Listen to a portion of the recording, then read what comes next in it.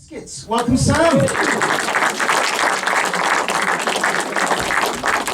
hello everybody. I'm Sam, and I'm going to give a talk on biscuits.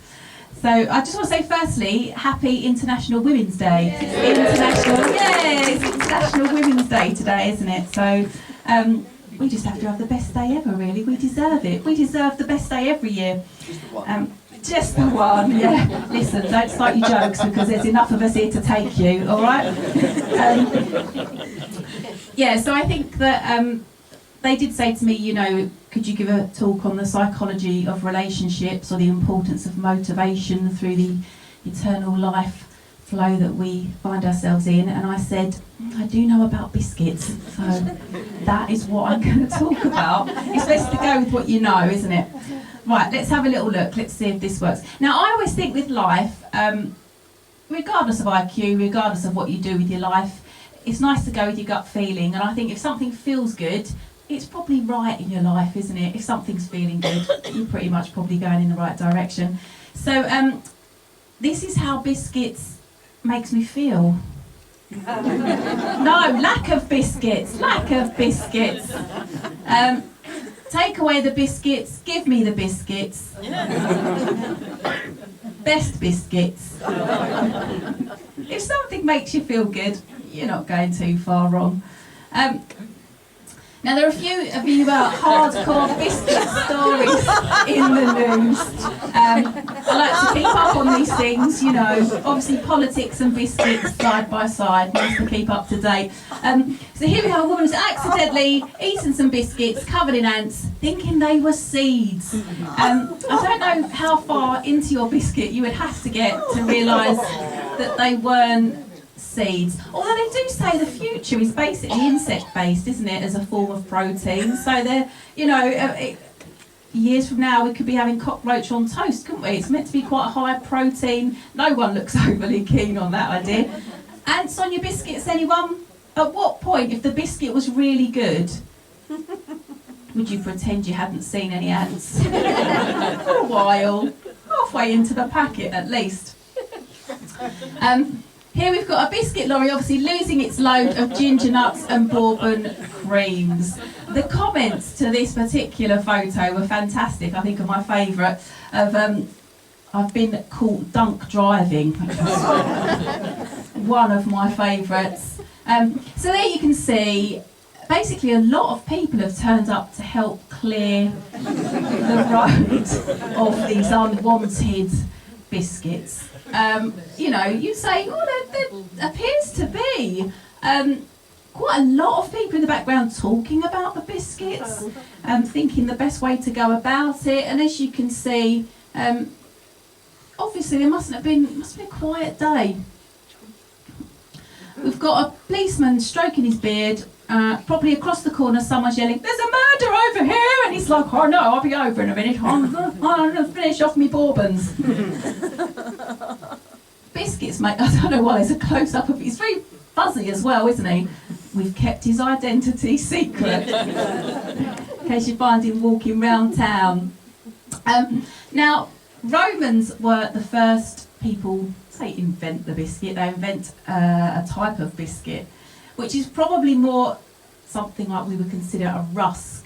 It's quite dry, it was more bread-like, they just baked it. Biscuit is Latin for biscuit, which means twice baked. So basically, it'd be more like a bread that was very baked, very, very crispy. Not as we know them today, probably more along the savoury side, I would say, than sweet. Now, who is this gentleman, do we think? Quite an important man in the old biscuit world. Just yell out at me, I'm happy for a bit of yelling. Jerry Dodgy. Jerry Dodgy!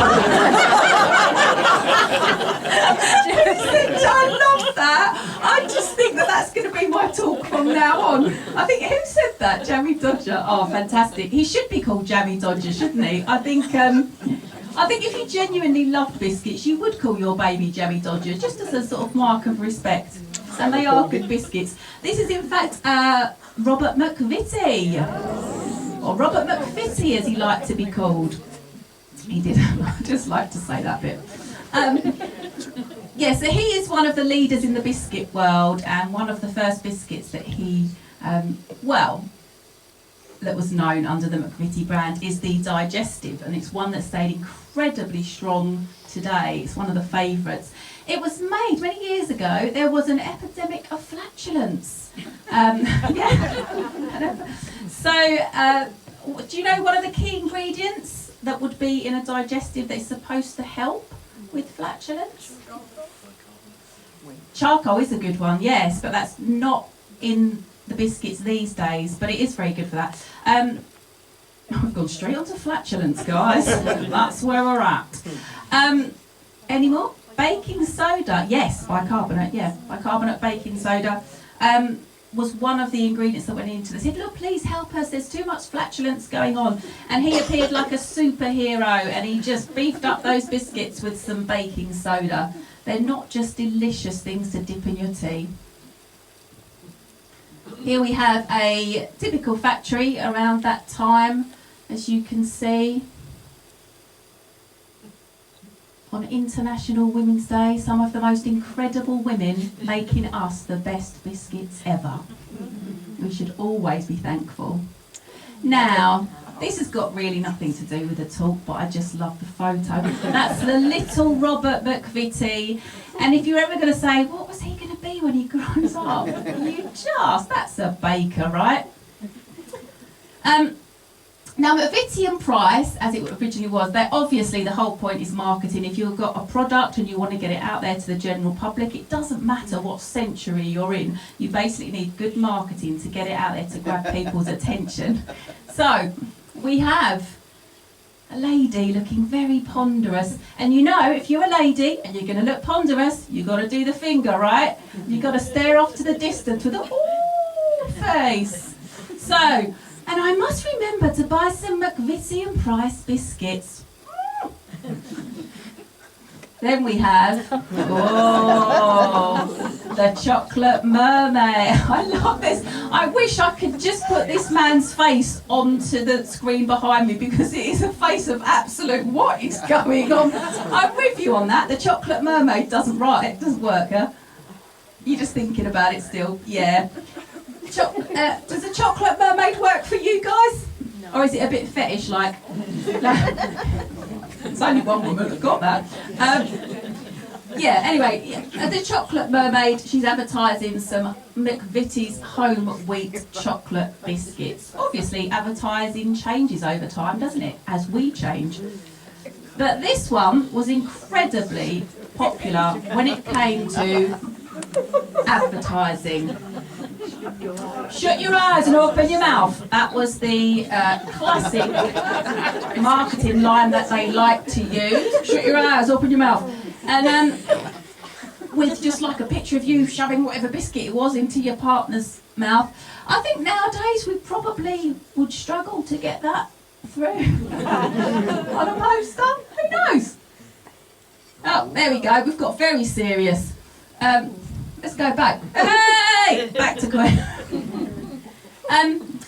Now, Queen Victoria, the reason that I put her in there is basically because she was somebody who had the opportunity to have a biscuit made after her, and she didn't want to. She didn't think it was classy enough. She didn't think it was right for her.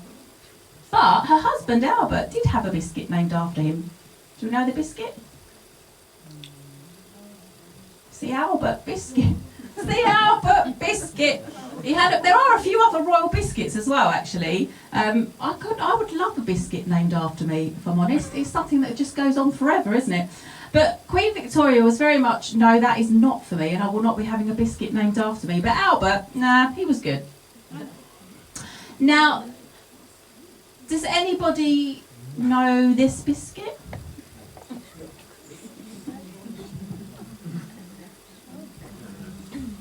No? So basically, this biscuit is the Binhurst twins, Binhurst maids. And they grew up they were conjoined twins. They were born in Kent, 1100, and they They did a lot for their village, for the poorer people. They would often help feed them, give them jobs, give them money. Sadly, they died when they were aged 34. But because of the fact they'd given so much to the community, to the people around them and the poorer people, they made a biscuit in their memory. As you can see. I have no idea actually if that is still there. It would be quite nice to find. I will look into that if that sign is still there. It'd be nice if it is. Okay, so this biscuit here is one of the most expensive biscuits. Any idea why? Just a rough guess, just shout it out. It's really old. It is really old, yep. No, you're right, it is really old. Yeah. Any idea? Gold fleck in it? Gold fleck? No, it's not that. Found on the Titanic. Yeah, that is it. It was found on the Titanic. So that lasted incredibly well. Basically, biscuits were often taken by soldiers, they were taken by sailors, they were completely indestructible. There's even records of sailors using biscuits as postcards because they were so indestructible. Obviously, this was found in a tin. But yeah, it lasted from the Titanic and it went to auction. I think it was 2012.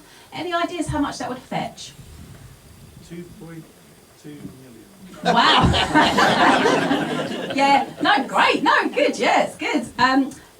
Less than that, yeah, so right in the middle of your 2 point and your 10, it was £15,000, yeah, that it raised.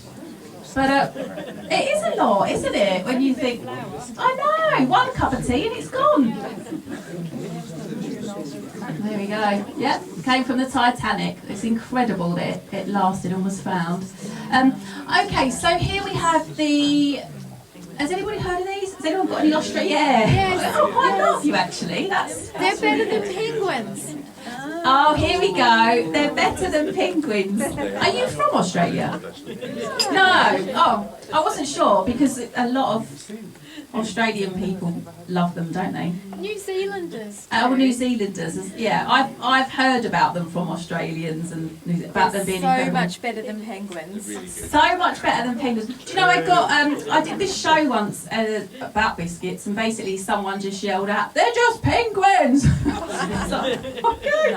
People get angry about biscuits, and rightly so. So there's a little trick with these Tim Tams. Does anyone know the trick? I don't know if you know, it's meant to be the most incredible experience. You are, so many of you know this, I love it. What's the Tim Tam experience? You can put it in a cup of tea and suck out the middle of it. You can. You cut off one corner at the top. I love that there's a woman at the back describing it to her friend. Yeah, you cut off a corner at the top. Quite animated now, aren't we? We're excited a little bit. We're just waiting for the tea to turn up. You cut off the corner at the top end, cut off the corner at the bottom end, put it in your tea and you drink through it like a straw, and it's meant to be absolutely divine. Will it work with Kit Kats? Well, this is what somebody yelled at me. They said it's just a penguin. So I haven't tried it with a penguin, but you know, that's an experiment for you all to try this weekend if you can. Here we go. Paris Hilton looking absolutely disgusted by the flavours of Tim Tam because they are quite varied with their flavours. I know. So listen, what I'm going to do, I'm going to read out these flavours. I hope you can all see them, and just give me a yes or a no if you would go for this. Okay, I want to see how biscuit wild the whole crowd are. We have got at the top there with Paris Hilton's disgusted face, quite frankly. We have got bangers and mashed Tim Tam biscuits. No. Is that nobody? Yeah, I love. Yeah, it's a guy in the red t-shirt. What's your name, sir? Ben. Ben's a yes. Okay. I just want to see if you're consistent with this. He looks like you're going to be. Okay, we've got Tim Tam Scotch egg. Are we going to give that a go? It's a maybe? Yeah, a couple of yeses and a maybe. I like it. Okay, further down we have the fish and chip Tim Tam. Fish and chips, half of you nodding. I think you're getting with it. Fish and chip Tim Tam seems to have won the day. Or Now I'm going to probably scones and scone. They'll probably cause another riot, but I don't want to go down that road. Scones and cream, Titan. Yeah. Oh, okay. So we say fish and chips, scones and cream. We're sort of quite British biscuits we've gone for there with fish and chips, but we're going to give it a go. Good. I like it. Well, hang on a minute. Right. Before I go on to that. What I'm going to go into now this is a very personal thing, and I don't want to cause a riot. I did do this in Worthing, and we had to call security. But this is my top 10 of biscuits. You have to have a top 10 of biscuits. Come on, it's going to be like the countdown charts. You love it. All I want you to do is just be a yeah or nah as they come up. But no fighting just yet, all right? But you got time. You can kick off a little bit. Right, here we go. So coming in at number 10, I have Maryland cookies. I think they're reliable, they're solid, they're very good with a cup of tea, and you feel like you're having a cheeky treat for cheap, don't you? Then we've got Oreos. Big cheer from the vegans. They're a nice vegan biscuit. Then once you can dip them in your tea, maybe a little bit too sweet. You probably couldn't do 2 packets in a row, but you can certainly do 1. Couldn't we? Yes, really good. Yes, we could. Malty milk. Who doesn't love a biscuit with a picture on the front? You can't beat it, can you? It's almost like a story in itself. You dip it in your tea, put it up, but at least have 57 before I told myself to stop. Then we have got, now these are incredible. I've brought some biscuits for you to try. Normally I do bring quite a big selection, but I'll be honest, I've eaten most of them. It's a lot smaller selection than normal. I'm sorry, but I've just got to be honest. Now, if you ever go to M&S, these are the creme de la creme of spoiling yourself biscuits. Do it when everyone else has gone out because you won't want to share them. Or maybe just with your really close friends who don't like to eat too much. We have got all butter, pistachio and almond cookies. You will thank me for this, I promise. Try them, they're the best. They are quite sweet, aren't they? But they're so good. We have got traditional, you've got your Walker's pure butter. It's got to be pure butter, hasn't it? The shortbread fingers. Do we like this one? Yeah. I don't think there's anyone that doesn't like these. I think they're just incredible, aren't they? They're melt in the mouth heaven. Then we have Jaffa cakes. Is it a cake? Is it a biscuit? They went to court and they had to pay VAT, didn't they? They tried to get out of it. Yeah. What do you think? You're going cake, you're going biscuit. They actually went to court about this, I think in the 90s, didn't they? Because cake, if you're a cake, you don't pay, I don't get this round the wrong way. If you're a cake, you don't pay VAT. And if you're a biscuit, you do. So they tried to sneak in under the radar then, didn't they? With their cakey goodness. It's the only biscuit you could eat that tastes the same when you bring it back up again.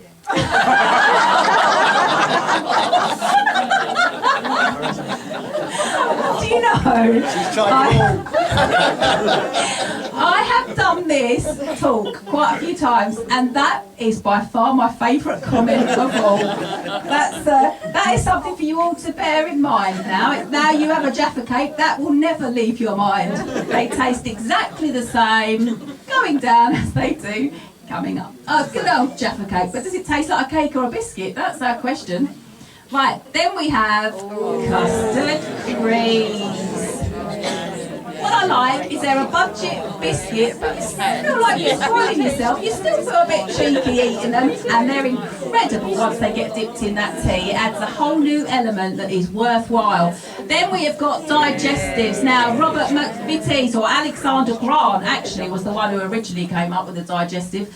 Now, digestives, they are dependable. They're tasty. You almost feel like you're eating something that's good for you. And you're saving your family from your flatulence. What is there not to love about a digestive biscuit? Yeah, ginger nuts. They're actually one of my real favourite biscuits because they just have such a delicious taste. But I don't eat too many of them. I know when to stop with a ginger nut. I know they're good, and I know when to stop. When the packet's empty, it is indeed when the packet's empty. I think I found a ginger nut fan. I think we're ginger nut buddies. And number 1, the chocolate hobnob. It melts in the mouth. It's milk chocolate. This Got one. me dark, isn't it? It's got to be dark. I'm getting angry. Right, here, let's do a little. You prefer dark chocolate digestives and hobnobs. Right, let's have a little vote because I want to check what this is. Who would go?